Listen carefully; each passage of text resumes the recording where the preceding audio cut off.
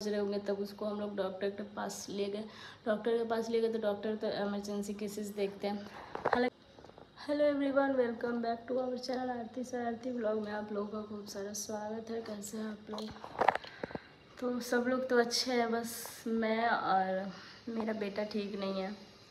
Actually कल रात से ही ना, पता नहीं बाबू को इतना तेज़ फीवर आया ना कि मतलब रोना आ रहा है कल से मुझे। कल रात को मैं सोची थी कि आज ट्यूसडे है तो बहुत जल्दी सुबह उठूँगी, फास्टिंग रहता है आज के दिन मेरा, तो जल्दी जल्दी पूजा पाठ कर लूँगी पतिदेव के जाने से पहले।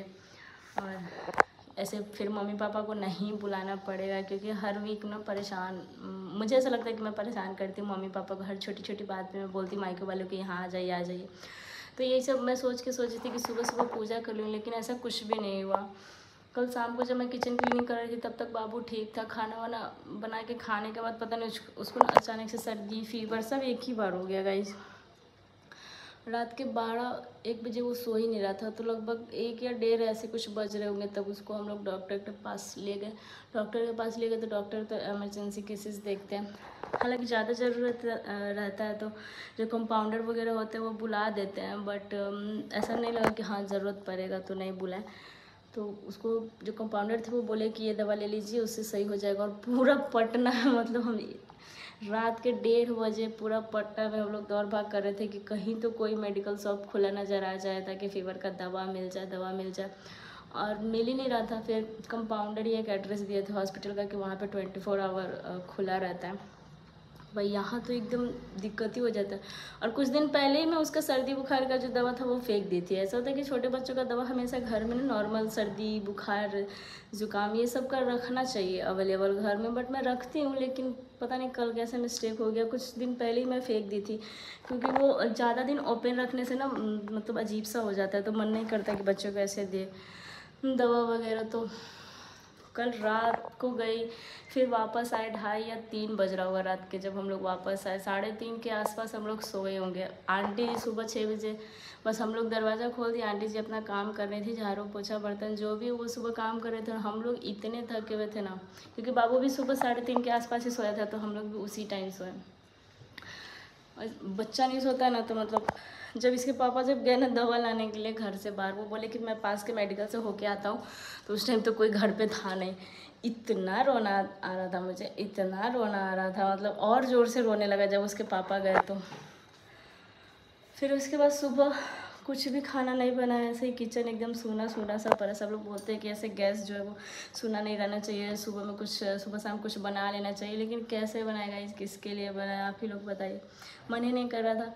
सुबह मुझे उठे कब 8 बजे, और पतिदेव तब तक चले गए ड्यूटी, क्योंकि ड्यूटी भी बहुत ज़रूरी होता है ना। छुट्टी ऑलरेडी वो ख़त्म कर चुके हैं अपना, बस कुछ ही छुट्टी बची हुई है जो वो रखे हैं एकदम इमरजेंसी, जब होता है कि हाँ जब ज़रूरत पड़े तब लेना पड़े, तब के लिए वो छुट्टी बचा कर के रखें। और अभी बज रहे शाम के 4। आज मैं इस टाइम अपना मंगलवार का जो व्रत है वो अभी मैं पूजा कर रही हूँ, और मंदिर भी नहीं गई हूँ, क्योंकि मुझे ना सोचने से सर इतना दर्द दे रहा ना कि ऐसा लग रहा है कि मैं सो जाऊँ। सोने जा रही हूँ तो सो भी नहीं पा रही हूँ, पता नहीं क्यों। तो किचन में देख सकते हैं बेसिन में कुछ भी नहीं है, बस लंच बॉक्स ऐसे ही बैग में पड़ा रह गया था तो वो मैं डाल दी थी।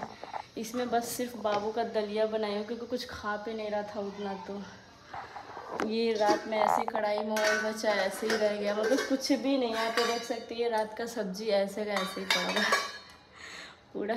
आंटी जी को पता नहीं है अभी, क्योंकि वो जब सुबह आई थी मैं नींद में थी, इसलिए उनको कुछ बताया नहीं। अभी मैं कॉल करूँगी, कपड़े वगैरह धुलने हैं इसीलिए। वैसे तो मैं सुबह 8-9 बजे पूजा करके 9 बजे के आसपास मैं मंदिर चली जाती थी, लेकिन आज मैं मंदिर नहीं गई बस।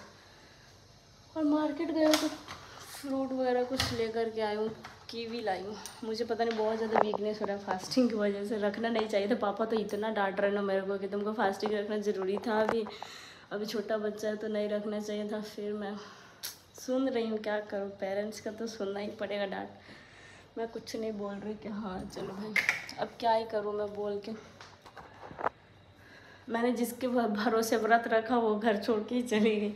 मुझे लगा कि कोई परमानेंट यहाँ रहने के लिए रेडी है, तब मैंने व्रत चालू किया था। ऐसे मैं सोची कि बाबू बड़ा हो जाएगा तब मैं रखूँगी, लेकिन अब व्रत स्टार्ट कर दिया था मैंने, तो फिर ऐसे स्टार्ट करके तो छोड़ नहीं सकते ना, जैसे भी हो पूरा तो करना ही पड़ेगा।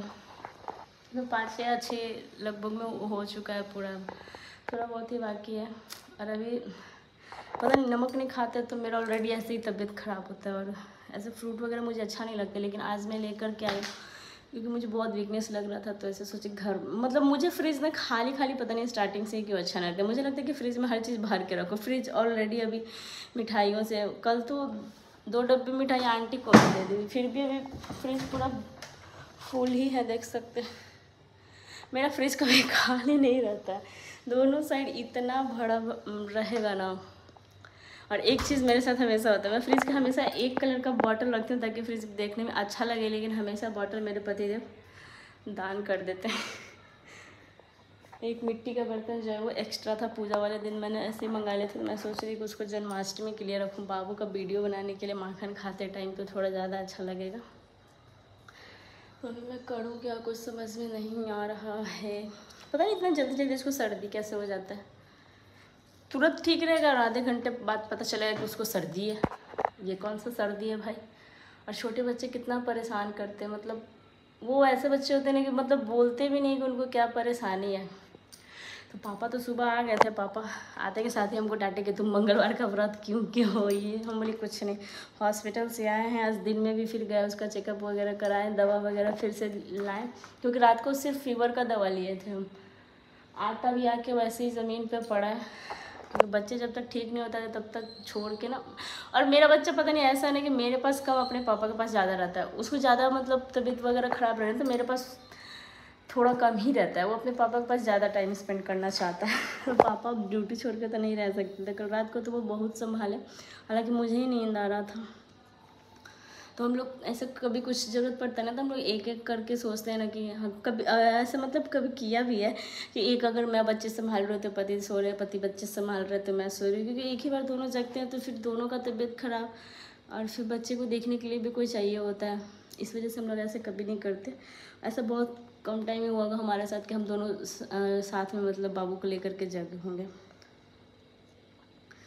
तो अभी तो मेरा हालत एकदम इतना ख़राब है। आप लोग सोच रहे हैं कि अभी मैं क्यों ब्लॉग शूट करूँ, सुबह से कुछ भी शूट नहीं किया। अभी मैं शादी वाली वीडियो ही डालने वाली थी, बट मोबाइल मेरे पास नहीं है।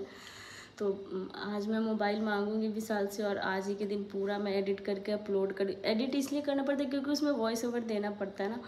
तो आज मैं सारा काम फिनिश कर लूँगी, और बस थंबनेल वगैरह टाइटल तो मैं यहीं पे लाइव करूँगी अपने ही मोबाइल से। बस वीडियोस उसके मोबाइल से चैनल लॉगिन करके अपलोड करवा दूँगी, लेकिन उसके लिए एडिटिंग, वॉइस ओवर ये सब मुझे ही करना होता है। तो मोबाइल अभी मेरे हाथ में नहीं है। मैं सोची कि सुबह से एक भी वीडियोस वगैरह नहीं अपलोड किया है।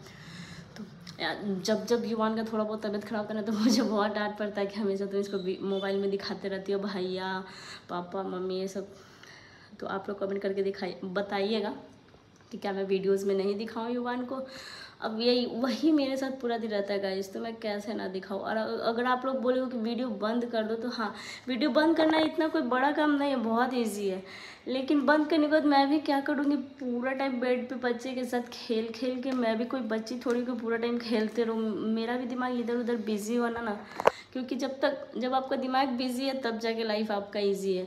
वैसे ना ये माइंड ऐसा चीज़ है ना कि खाली दिमाग ना कुछ कुछ फालतू की बातें आते रहती है, और इधर उधर मैं टाइम स्पेंड नहीं करती हूँ। मैं जो थोड़ा सा भी टाइम मिलता है मैं अपना वीडियोस वगैरह शूट करना स्टार्ट करती हूँ। हाँ, मैं थोड़ा काम बढ़ाना चाहती हूँ, बट अभी नहीं हो पाएगा। अभी जो है जैसे वही, जो भी रील मेरे पास रहता है जैसे भी शूट कर पाती हूँ वही मैं डाल देती हूँ। अभी 4-5 दिन से मैं सोच रही हूँ कि साड़ी पहनूँ, अच्छे से रेडी हूँ और व्लॉग वगैरह शूट करूँ, रील शूट करूँ।